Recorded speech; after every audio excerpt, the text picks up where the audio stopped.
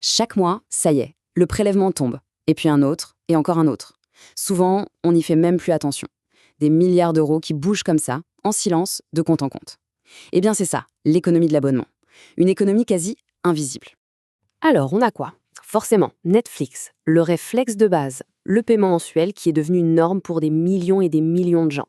Juste après, il y a Spotify pour la musique, hop, en autre prélèvement qui s'ajoute à la liste. Évidemment, comment oublier Amazon Prime, que ce soit par mois ou à l'année, le paiement est là. Et puis, il y a la fameuse salle de sport. Celle où on ne met plus les pieds depuis des mois, mais qu'on continue de payer religieusement. On finit même par oublier que le prélèvement existe encore. Alors, la question est énorme quand on y pense. Comment est-ce qu'un truc aussi simple, aussi bête qu'un prélèvement automatique a pu devenir le modèle économique le plus puissant du monde? C'est ce qu'on va voir. Bon, le premier secret, la règle d'or de tout ce système, c'est un mot, la prévisibilité. En fait, c'est simple. Prenez un magasin normal. Chaque jour, il doit se battre pour convaincre les gens d'acheter. C'est une chasse permanente. L'abonnement, c'est tout l'inverse. L'entreprise convainc une seule fois au début. Et après, après, le paiement tombe tous les mois en pilote automatique. Et là, on touche au concept magique, le revenu récurrent. Imagine un peu la sérénité pour une boîte de savoir presque au centime près combien elle va gagner le mois prochain. Et le mois d'après. Fini le stress de la vente au jour le jour. Le risque financier, ils font comme neige au soleil. Et ça, pour le monde du business, c'est littéralement de l'or en barre. Les investisseurs, ils en raffolent. Pourquoi ?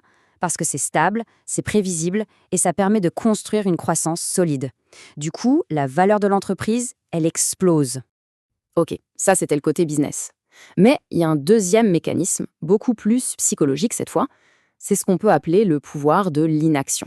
Cette petite phrase « Ah, il faut que je pense à résilier ça », on se l'a dit tous, je le ferai plus tard.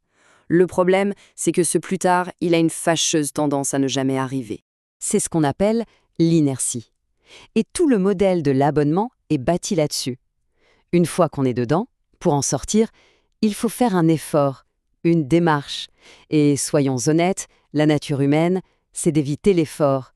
Du coup, le plus simple, c'est de ne rien faire et donc de continuer à payer. Pour l'entreprise, c'est juste parfait. L'argent rentre, même si le service n'est plus du tout utilisé. Pas besoin de redéployer des efforts marketing pour reconvaincre qui que ce soit. C'est une machine à cash redoutable d'efficacité. Allez, troisième secret, et celui-là est très, très subtil. C'est l'illusion des petits paiements. Prenons un exemple tout bête. 10 € par mois. Dans notre tête, 10 €, ce n'est presque rien. C'est le prix de 2 cafés, quoi. Ça passe complètement sous le radar. C'est une somme qui semble indolore.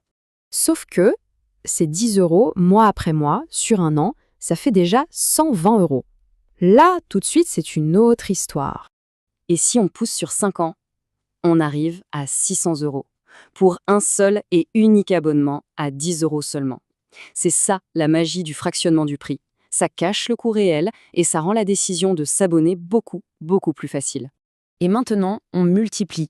Ajoutez le service de streaming, l'appli de sport, le logiciel, le stockage cloud, la box mensuelle, la salle de sport, et là, sans qu'on s'en aperçoive, tous ces petits montants s'accumulent et créent une dépense mensuelle qui, elle, est loin d'être petite. Pour des services qu'on utilise parfois à peine. Mais attendez, on a vu les mécanismes, mais on n'a pas encore parlé du but ultime, le véritable objectif de ce modèle. Et ce n'est pas seulement l'argent. Alors quel est le vrai secret derrière tout ça ? Si ce n'est pas de vendre un produit, si ce n'est pas juste le paiement mensuel, qu'est-ce que ces entreprises veulent vraiment ? La réponse, elle tient d'un seul mot, le temps. Le but du jeu, ce n'est pas de faire payer cher une seule fois, c'est de faire payer un petit peu, mais le plus longtemps possible.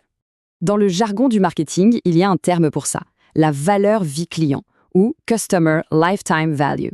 C'est l'indicateur le plus important de tous. On calcule ce qu'un client va rapporter au total, sur des années. Et on se rend compte qu'un client qui reste 3 ans à 10 € par mois, il vaut beaucoup plus qu'un client qui dépense 100 € en une seule fois.